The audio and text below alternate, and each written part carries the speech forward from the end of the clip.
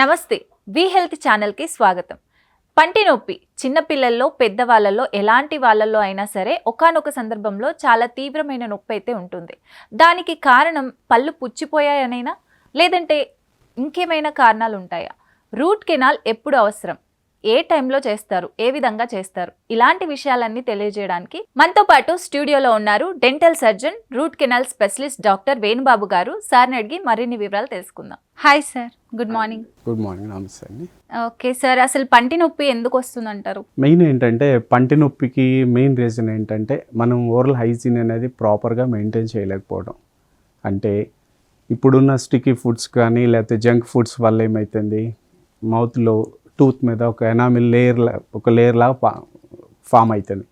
ఈ లేయర్ అనేది మనం ప్రాపర్గా బ్రష్ చేసుకోకపోవడం కానీ ప్రాపర్గా క్లీన్ చేసుకోకపోవడం వల్ల ఏమవుతుంది, దాని మీద బ్యాక్టీరియా అనేది డెవలప్ అయిపోయి దానిలో క్యావిటీస్ ఫామ్ అవుతాయి. ఈ క్యావిటీస్ని మనం స్టార్టింగ్ స్టేజ్లో ఉన్నప్పుడు సిమెంట్తో ఫిల్ చేస్తాం. ఒకవేళ సిమెంట్ ఫిల్ చేయకుండా ఆ క్యావిటీని అలానే వదిలేస్తే మాత్రం అవి కొంచెం డీప్ వెళ్ళిపోయి నర్వ్స్ ఏరియాకి రీచ్ అవుతుంది. ఎప్పుడైతే బ్యాక్టీరియా నర్వ్స్ ఏరియా రీచ్ అవుతుందో మనకి డెంటల్ పెయిన్ లేకపోతే టూత్ పెయిన్ అనేది స్టార్ట్ అవుతుంది మ్యామ్. ఓకే, ఇప్పుడు ఎక్కువ వింటున్నది ఏంటంటే రూట్ కెనాల్ అని చెప్పేసి.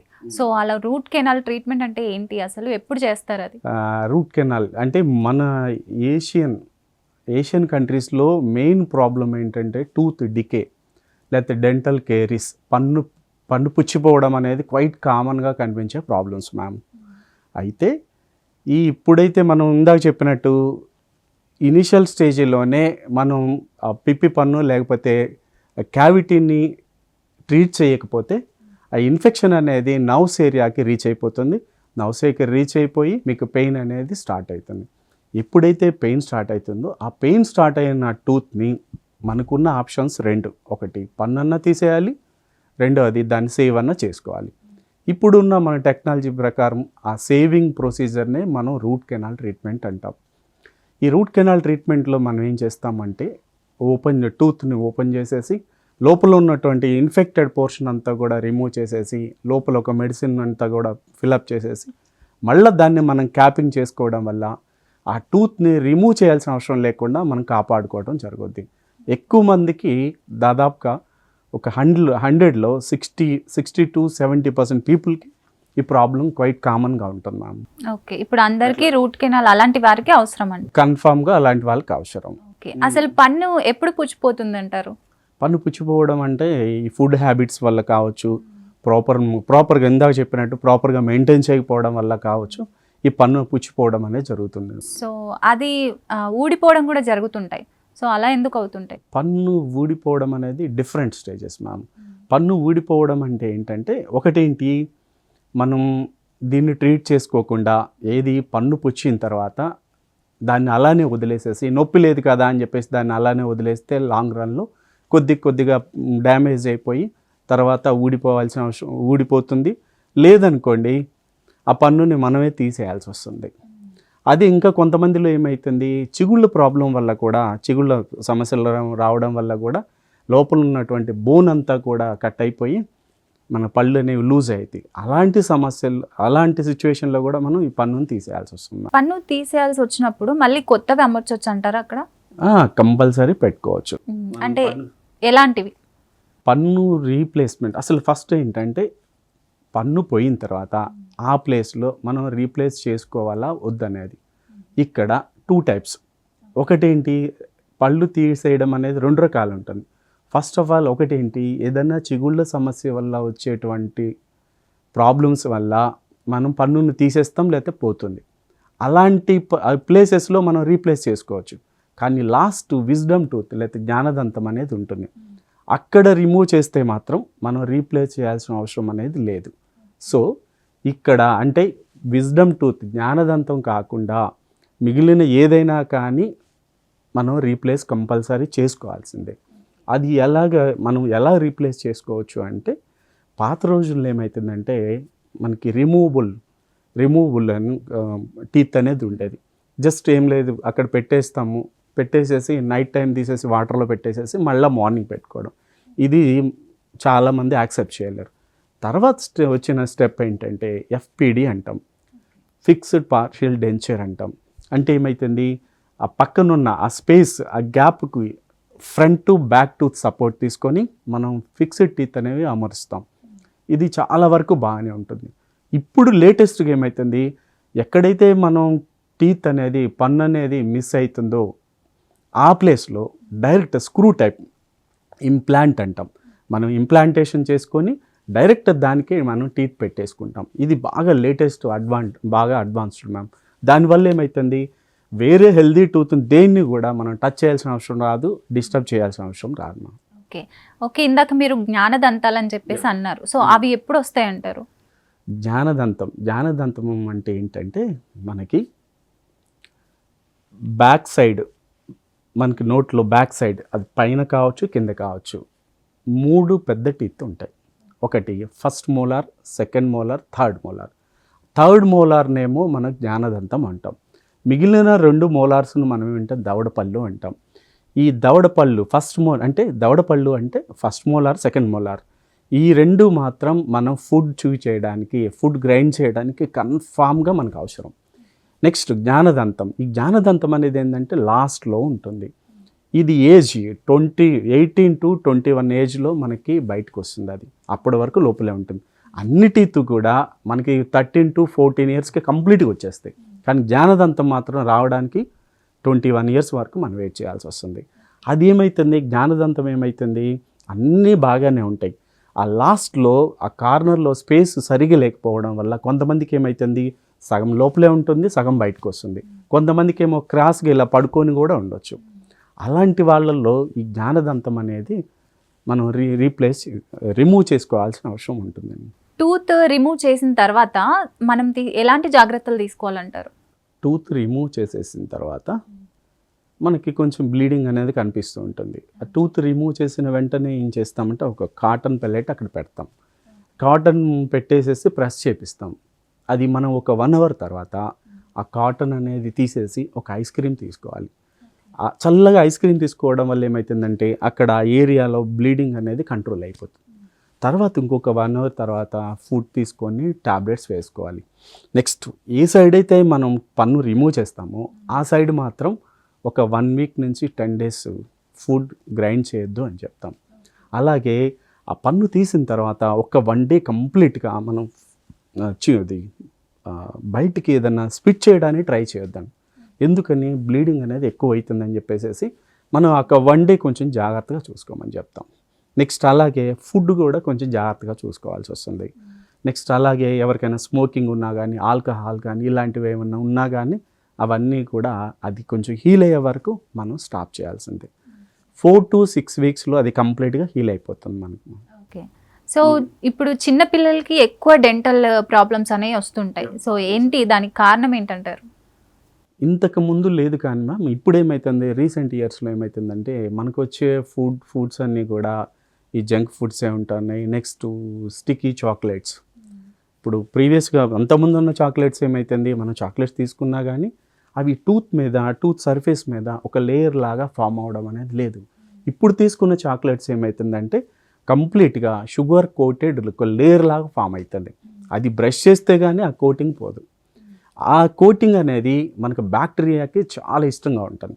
అందువల్ల ఏమవుతుంది, ఎప్పుడైతే మనం చాక్లెట్స్ తీసుకుంటామో అది ప్రాపర్గా వాష్ చేసుకోకపోవడం వల్ల ఆ టూత్ సర్ఫేస్ మీద ఇది షుగర్ కోటెడ్ లేయర్ ఫామ్ అవుతుంది. లేయర్ ఫామ్ అయిపోయిన తర్వాత దానిలో బ్యాక్టీరియా అనేది బాగా పెరుగుతుంది. ఎప్పుడైతే బ్యాక్టీరియా బాగా పెరుగుతుందో మనకు ఆటోమేటిక్గా క్యావిటీస్ అనేవి ఫామ్ అవుతాయి. ఈ క్యావిటీస్ ఫామ్ అవడం వల్ల ఏమవుతుంది, ఇందాక మనం అనుకున్నట్టుగా ఇవి బాగా లోపల నౌస్ ఏరియాకి వెళ్ళిపోయి టీత్ని అంతా కూడా డ్యామేజ్ చేస్తున్నాయి. అయితే ఈ కిడ్స్లో ఏమవుతుందంటే ఎక్కువగా పెద్దవాళ్ళ కన్నా కూడా కిడ్సే ఎక్కువ చాక్లెట్స్ లైక్ చేస్తుంటారు. అందువల్ల ఇప్పుడున్న జనరేషన్లో ఆల్మోస్ట్ కిడ్స్ ఎఫెక్ట్ కాని వాళ్ళు లేరు మ్యాక్సిమం. ఇప్పుడు మాకు కూడా వీక్లీ దాదాపుగా ఒక 7 to 10 మెంబర్స్ ఇలాంటి వాళ్ళు చాలామంది కంప్లైంట్స్ ఉంటాయి. నెక్స్ట్ వీళ్ళలో వచ్చేసరికి ఇంకోటి ఏంటంటే అబ్బో ఏమవుతుందంటే ఊడిపోయే టీత్ కదా ఇంకా వాటికి ఎందుకు ట్రీట్మెంట్ చేసుకోవడం ఎందుకైనా చాలామంది అంటారు. కానీ దట్ ఇస్ రాంగ్. ఎందుకని, ఇప్పుడు ఫర్ ఎగ్జాంపుల్ టీత్కి క్యావిటీ అనేది ఫామ్ అయింది. ఇనిషియల్ స్టేజ్లో మనం ఏం చేస్తాం, దానిలో 3 స్టేజెస్ ఉంటాయి. ఫస్ట్ స్టేజ్ ఇనిషియల్ స్టేజ్లో ఏం చేస్తాం, ఆ క్యావిటీ అంతా కూడా క్లీన్ చేసేసి సిమెంట్ అనేది ఫిల్ చేసేస్తాం అంతవరకు. కొంతమంది ఏం చేస్తారు, పెయిన్ లేదు కదా అని అలానే వదిలేయడం వల్ల ఆ క్యావిటీ అనేది ఇంకా డీప్ వెళ్ళిపోయి నర్వ్స్ ఏరియాని రీచ్ అయిపోయి బాగా పెయిన్ వస్తుంది. ఆ టైంలో మనం ఏం చేయాలి, రూట్ కెనాల్ ట్రీట్మెంట్ లేదా పల్పెక్టమీ అంటారు. పెద్దవాళ్ళకైతే రూట్ కెనాల్ ట్రీట్మెంట్ అంటాం, పిల్లలకైతేనేమో పల్పెక్టమీ అంటాం. ఆ ట్రీట్మెంట్ చేసుకొని క్యాపింగ్కి వెళ్తాం. ఇంకా ఫైనల్ స్టేజ్, ఈ ఫైనల్ స్టేజ్ ఏమవుతుందంటే టీత్ రిమూవ్ చేసేసుకోవటమే. ఇక్కడ ఉన్న ప్రాబ్లం ఏంటంటే, ఫర్ ఎగ్జాంపుల్ ఈ పిల్లలకి క్యావిటీ ఫామ్ అయిపోయింది, పెయిన్ వచ్చింది. మరి పెయిన్ వచ్చింది కదా, పెయిన్ వచ్చిన టూత్ని ఏం చేయాలి, రిమూవ్ అన్నా చేయాలి, లేకపోతే ట్రీట్మెంట్ చేసి దాన్ని సేవ్ అన్నా చేసుకోవాలి. చాలామంది ఏమనుకుంటారు, ఇంకేముందు 4-5 ఇయర్స్లో ఆ టీత్ వెళ్ళిపోతుంది కాబట్టి దానికి ఎందుకు ట్రీట్మెంట్, ఎందుకు తీసేస్తే పోయా అంటారు. కానీ అలా చేయకూడదు. ఫర్ ఎగ్జాంపుల్ ఆ టీత్ కానీ మనం రిమూవ్ చేస్తే ఏమవుతుంది, రిమూవ్ చేస్తే ఆ స్పేస్, ఆ గ్యాప్ అయితే ఏదైతే ఉందో ఆ గ్యాప్ కింద పర్మనెంట్ టూత్ అనేది ఒక బడ్ లాగా ఉంటుంది. మనం ఈ పైనున్న మిల్క్ టీత్ని ఈ బడ్ లాగా ఉన్నటువంటి పర్మనెంట్ టూత్ అనేది బాగా గ్రో అయ్యి ఆ పైకి వచ్చే వరకు దాన్ని అలానే ఉంచాలి. న్యాచురల్గా ఇది బాగా పెరిగిపోయిన తర్వాత ఇది స్లోగా పడిపోతుంది. ఆ పడిపోయిన తర్వాత ఇది కంప్లీట్గా బయటకు వచ్చేస్తుంది. మనం ఏం చేస్తున్నాం, ఇక్కడ ముందుగానే ఈ టూత్ని రిమూవ్ చేస్తున్నాం. రిమూవ్ చేయడం వల్ల ఏమవుతుంది, ఇదేమో బేబీ లాగా ఉంది, ఇదేమవుతుంది ఆల్రెడీ వెళ్ళిపోయింది. వెళ్ళిపోవడం వల్ల ఏమవుతుంది, ఇక్కడ అంటే ఆ స్కిన్ అంతా కూడా బాగా హార్డ్ అయిపోతుంది. ఆ ఏరియాలో మళ్ళీ బోన్ అంతా ఫామ్ అయిపోతుంది. అంటే ఈ బడ్ లాగా బేబీ లాగా ఉన్న పర్మనెంట్ టూత్ ఆ ఏరియాకి వచ్చే టైంకి స్కిన్ అంతా కూడా బాగా మందంగా గట్టిగా ఉండిపోతుంది. ఆ మందంగా ఉన్న స్కిన్ నుంచి ఇది బయటికి పొట్టుకొని రావాలంటే చాలా ఇబ్బందిగా అవుతుంది.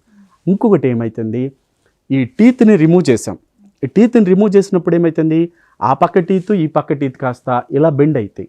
ఇలా బెండ్ అయిపోయినప్పుడు ఏమవుతుంది, న్యాచురల్గా ఉండాల్సిన స్పేస్ అనేది కంపల్సరీ మనం మెయింటైన్ చేయాలి. మనం మెయింటైన్ చేయకపోవడం వల్ల ఏమవుతుంది, ఈ గ్యాప్ అనేది కొంచెం తగ్గిపోతుంది. ఈ తగ్గిపోవడం వల్ల ఆ కింది నుంచి వచ్చేటువంటి పర్మనెంట్ టూత్ అనేది బయటికి రావడానికి సఫిషియెంట్ స్పేస్ లేకపోవడం వల్ల అది లోపలే ఉండిపోవచ్చు, లేకపోతే బయటికి రావచ్చు, లేకపోతే లోపల సైడ్కి రావచ్చు. అంటే ఇర్రెగ్యులర్గా రావడానికి ఛాన్సెస్ ఉంటుంది మ్యామ్. ఓకే, ఇప్పుడు డ్యామేజ్ అయిన పళ్ళని తీసేయాలని చెప్పి కొంతమంది గుడ్డిగా నమ్మేస్తారు. ఎగ్జాక్ట్లీ తీసేయాలి. వాళ్ళకి ఎలాంటి సలహాలు ఇస్తారు మీరు?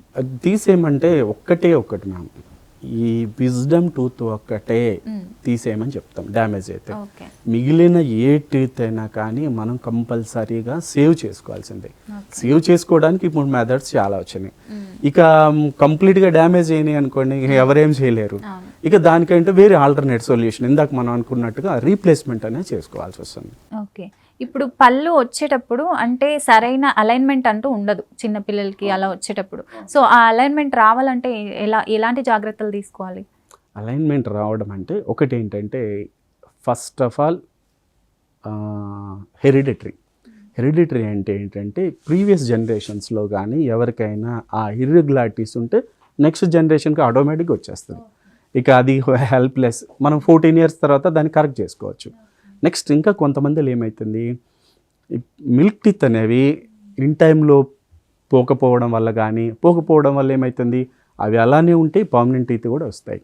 వాటిని మనం డాక్టర్ దగ్గర తీసుకెళ్ళిపోయి చెక్ చేయించేసుకొని అవి కానీ రిమూవ్ చేసుకుంటే ఏమవుతుంది, మళ్ళీ నార్మల్గా వచ్చేస్తాయి. మనకు తెలియకుండా అవి అలానే ఉన్నాయి, ఏది మిల్క్ టీత్ అనేవి అలానే ఉన్నాయి, ఇవి వస్తూనే ఉన్నాయి.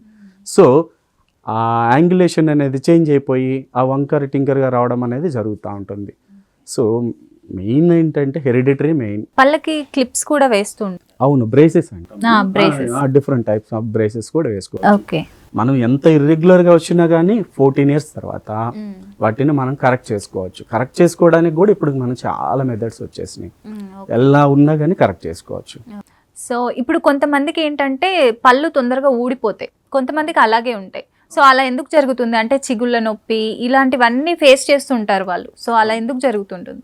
ఇప్పుడు పళ్ళు ఊడిపోవడం కానీ చిగుళ్ళ సమస్య ఇదంతా కూడా రావడానికి మెయిన్ కారణం ఏంటంటే ప్రాపర్ హైజీన్ మెయింటెనెన్స్. అంటే మనం నోరు లోపలంతా కూడా ప్రాపర్గా మెయింటైన్ చేసుకోకపోవటం ఒక రీజన్. రెండవది హెరిడిటరీ. ఇది ఇందాక చెప్పిన ప్రతిదానికి కూడా హెరిడిటరీకి లింక్ ఉంటుంది ఇక్కడ. ఓకేనా, సెకండ్ రీజన్. అయితే ఫస్ట్ ఆఫ్ ఆల్ ఈ హెరిడిటరీ ఉందనుకోండి, దాన్ని కూడా మనం ఏదో కొద్దిగా మెయింటైన్ చేసుకోవచ్చు. కానీ ఫస్ట్ రీజన్ మాత్రం మన చేతిలోనే ఉంటుంది, ఓరల్ హైజీన్. ఓరల్ హైజీన్ అంటే ఏంటంటే మనం ప్రాపర్, చాలామంది ఏం చెప్తారు, నేను 3 times 4 times బ్రష్ చేశానని చెప్తారు పర్ డే. నెక్స్ట్ నేను ఒక 20 minutes 15 minutes చేశాను బ్రషింగ్, అయినా కానీ నాకు ఇలా ప్రాబ్లం వస్తుందంటారు. ఎంతసేపు చేసామనేది ఇంపార్టెంట్ కాదు, ఎలా చేసామనేది ఇంపార్టెంట్ కాదు. మనం 2 to 3 minutes సరిపోతుంది. ఓకేనా, అప్పర్ 1.5 minute, లోవర్ ఒక 1.5 minute చాలు. అది కూడా ఇది ప్రాపర్ బ్రషింగ్ టెక్నిక్ ఉంటుంది. కొంతమంది హారిజాంటల్గా ఇలా చేస్తుంటారు, హారిజాంటల్గా చేయకూడదు, వర్టికల్ సర్కిల్స్ ఇలా చేసుకోవాల్సి ఉంటుంది. సో అంటే ప్రాపర్ బ్రషింగ్ టెక్నిక్ ఒకటి. నెక్స్ట్ ఎవ్రీ 6 monthsకి ఒకసారి స్కేలింగ్, పళ్ళు మొత్తం కూడా ఒకసారి క్లీన్ చేయించుకోవాల్సి వస్తుంది. ఈ క్లీనింగ్ అనేది చేయించుకోకపోయినా, లేకపోతే మనం ప్రాపర్గా బ్రష్ చేసుకోకపోయినా ఏమవుతుంది, ఈ ఫుడ్ పార్టికల్స్ అనేవి, లేయర్ అనేది ఆ చిగురు దగ్గర ఒక అలైన్మెంట్ లాగా, ఒక సర్కిల్ లాగా ఇలా ఫామ్ అవుతుంది. ఆ ఫుడ్ పార్టికల్స్ 1 or 2 days ఉండగానే దానిలో బ్యాక్టీరియల్ గ్రోత్ ఎక్కువైపోతుంది. ఎక్కువైపోయినప్పుడు ఏమవుతుంది, అది స్లోగా హార్డ్ అవ్వడం మొదలవుతుంది. ఆ ఇనీషియల్ స్టేజ్ని మనం పెళ్ళికిలా అంటాం. ఓకేనా, అది స్లోగా హార్డ్ అయిపోయి గట్టిగా అయిపోయి మనం గారా అంటాం. గారా లేకపోతే క్యాలిక్యులస్ లాగా ఫామ్ అయిపోతుంది. దాన్ని అంత ఈజీగా రిమూవ్ చేయలేం. నార్మల్ బ్రషింగ్ అంటే పెళ్ళికిలైనా ఏదైనా కొంచెం గట్టిగా బ్రష్ చేస్తే పోతుంది, కానీ ఇది గార్ అనేది అంత ఈజీగా పోదు. కంపల్సరీ డెంటల్ క్లినిక్ వచ్చేసేసి మనం క్లీన్ చేయించుకోవాల్సిందే. ఓకే, ఆ గార కానీ లేకపోతే ఆ క్యాలిక్యులస్ అనేది మనం రిమూవ్ చేయకపోతే ఏమవుతుంది, చిగుళ్ళ ఇన్ఫెక్షన్ ఎక్కువవుతుంది. అంటే ఆ గారలో ఉండేటువంటి బ్యాక్టీరియా అనేది చిగురులోకి ఎంటర్ అయిపోయి చిగురు అనేది తగ్గిపోతూ ఉంటుంది, చిగురు లోపల ఉన్న ఎముక కూడా తగ్గిపోతూ ఉంటుంది. ఓకేనా, ఎప్పుడైనా మనకి పన్ను గట్టిగా ఉంది అంటే ఆ పర్సన్కి బోన్ చాలా బాగుంది అని అర్థం. ఒక పర్సన్కి పళ్ళు ఊగుతున్నాయి అంటే ఆ ఎముక అనేది చాలా తగ్గిపోయింది అని అర్థం.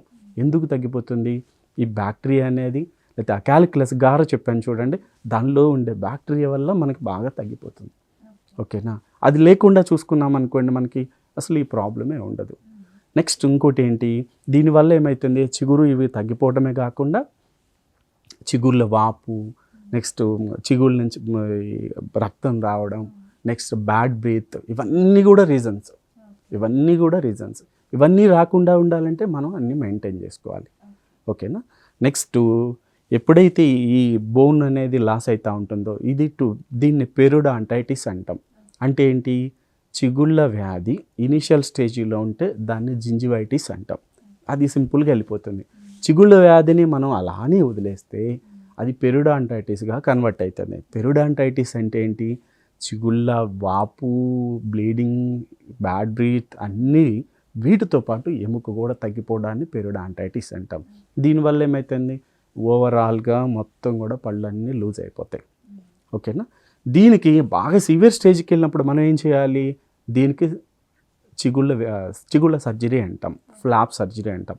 ఈ ఫ్లాప్ సర్జరీ చేయించుకున్నప్పుడు అవి సెట్ అవుతుంది. నేను ఫ్లాప్ సర్జరీ చేయించుకున్నాను కాబట్టి నేను సేఫ్ జోన్లో ఉన్నానట్టు కాదు, దాన్ని మళ్ళీ మనం మెయింటైన్ చేసుకోవాలి. ఇలానే ఎలాగా, ట్వైస్ బ్రష్ చేసుకోవటం, 6 monthsకి ఒకసారి క్లీన్ చేయించుకోవడం, నెక్స్ట్ ఫుడ్ తీసుకున్న ప్రతిసారి కూడా ఒక 3-4 times మనం క్లీన్ చేయడం, ఇవన్నీ చేసుకుంటా ఉంటే మన ఓరల్ హైజీన్ అనేది బాగుంటుంది. అసలు డెంటల్ ప్రాబ్లమ్స్ అనేవి తక్కువ ఉంటాయి.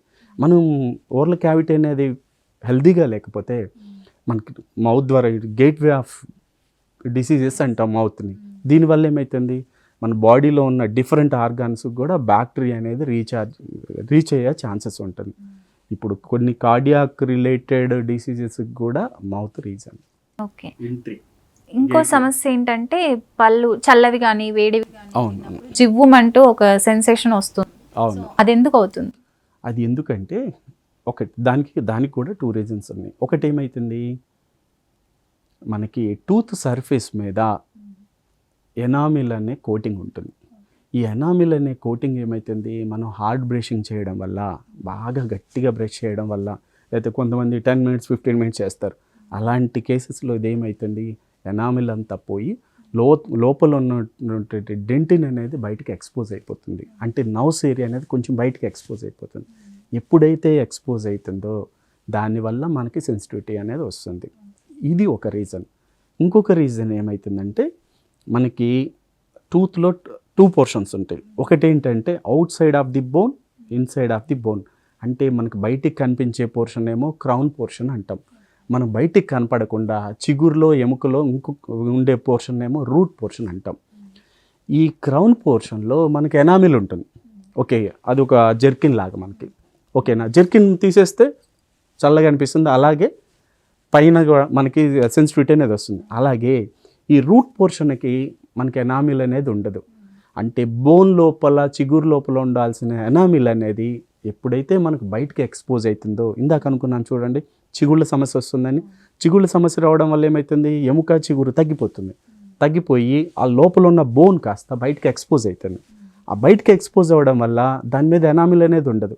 ఎనామిల్ అనేది లేకపోవడం వల్ల ఆ రూట్ నుంచి కూడా మనకి ఈ సెన్సేషన్ అనేది సెన్సిటివిటీ అనేది వస్తుంది.